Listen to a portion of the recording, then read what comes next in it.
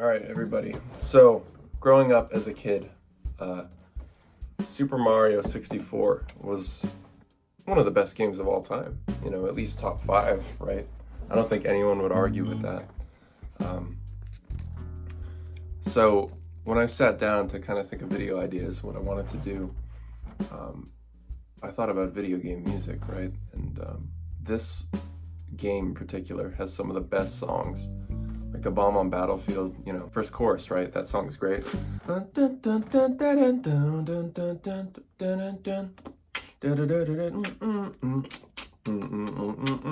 know.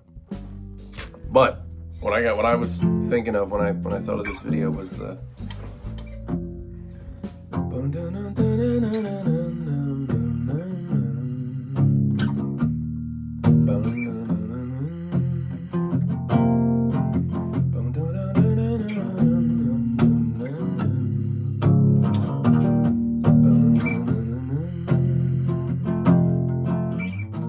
So, Dire Dire Docks. I mean, this song is so classic.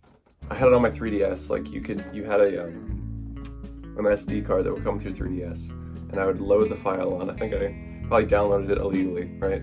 Loaded the file onto the SD card, put it in, because I didn't have an iPod or a phone at that time. So I put it on the 3DS, and I just fall asleep to this.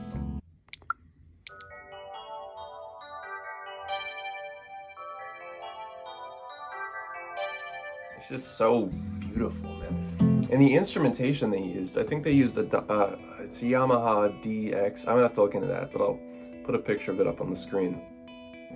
It's so cool. Like it's a very unique sound. And every time I hear that keyboard or that that synth sound, I think of the song. So yeah, today I just want to talk a little bit about why that song is so great, why so many people love it, or at least why I love it. Alright guys, so I'm just going to show you on the guitar the chord progression, the arpeggios, and just why the song sounds so cool. So we start on the one chord, which is a major chord. So one major. So we're going to be in a major key, meaning we're going to be referencing that, which is the major scale. So just the simple, basic major scale. So number one, our first chord is a one major. Then we're going to go down a whole step, meaning two notes. So to our flat 7 chord. And the reason it's called that really basically is because in the major scale, there's 7 notes, right? This is the 7th note I've just played, and then it goes back to 1. So 1, 2, 3, 4, 5, 6, 7, 1. Now that 7th note, when we flat something, it means we lower it. So we're just going to lower it by 1 note. And that note isn't in the major scale. So this chord isn't in the major scale, therefore. The flat 7 chord. So we call that a modulation. Just meaning it comes from a different key. So we're borrowing chords from a different key. In this case, the minor key. And then it goes back, again, to the 1 major. Flat 7 major. And then down another whole step, or 2 more notes. Another major chord, flat 6 major, which, if you've been following, it's just the 6th note lowered by 1 pitch because we're flatting it. So it's also not in the key, therefore it's also borrowed from another key. So here we go.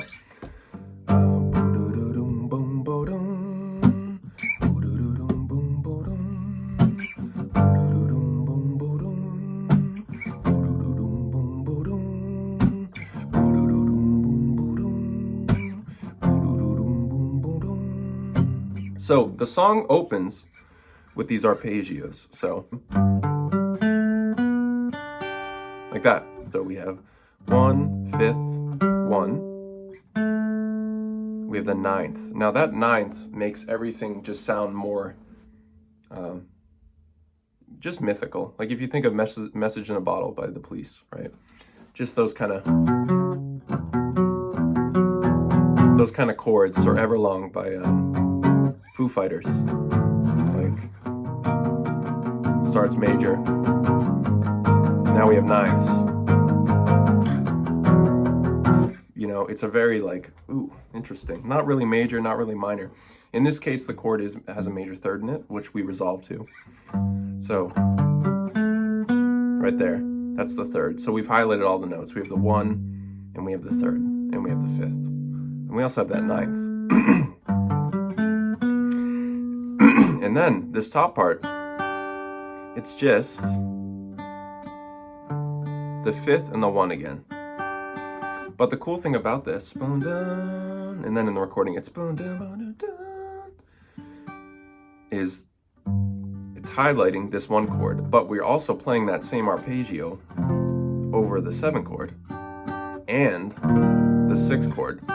So in a way, we're kind of including that 1 chord in all of the chords as we arpeggiate them. You know what I mean? So it's kind of like a common tone. It's always ringing on top. So you're always reminded that you're here. Your home base is here.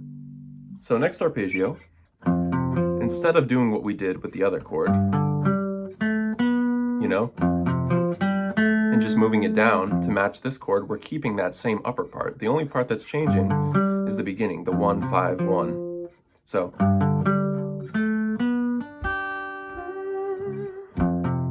and then back to here. So it would be, this time it would be the 3rd, even though it's the same notes as the last chord, because the chord that we're basing it around changes, the notes change in relation to the chord, to this major chord. So this is the 3rd.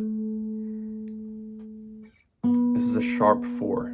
So it's kind of a Lydian sound. So instead of major scale, you'd have, it's kind of a dreamier sound, right? Just call it Lydian. You can call it the 4th mode. You can call it whatever.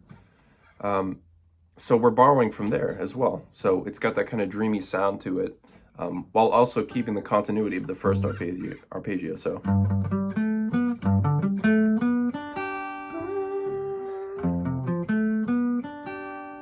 back to the,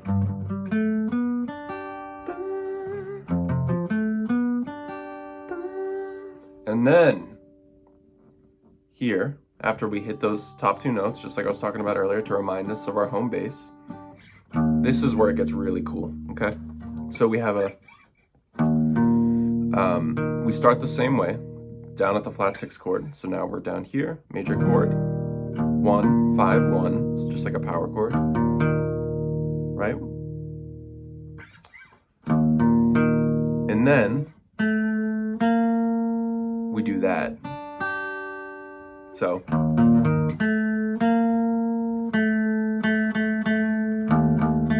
another sharp 4, which resolves to the 5th. So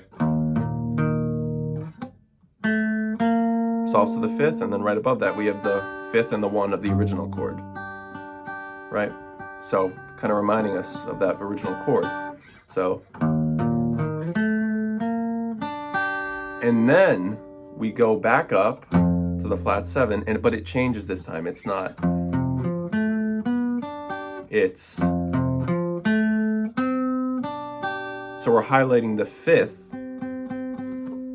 of the flat 7 chord here instead of what we were doing before with just matching the first arpeggio. So on the way back up, it's different in this case where we're down to the flat 6, flat 7, 1. So it'd be, and then up again, and then we get back to 1, and the arpeggio stops. Now this is a great arranging, piece of arranging to kind of take note of. Very smart by the composer here. When the melody comes in, the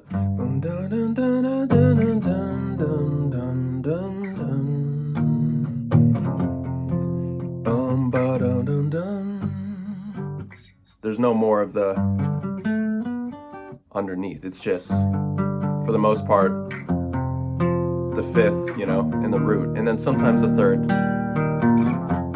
just to make sure we know what chord we're on, you know, because the 3rd really defines whether it's major or minor. The 5th doesn't have to be there, but it is, and it makes it sound kind of beefier. So,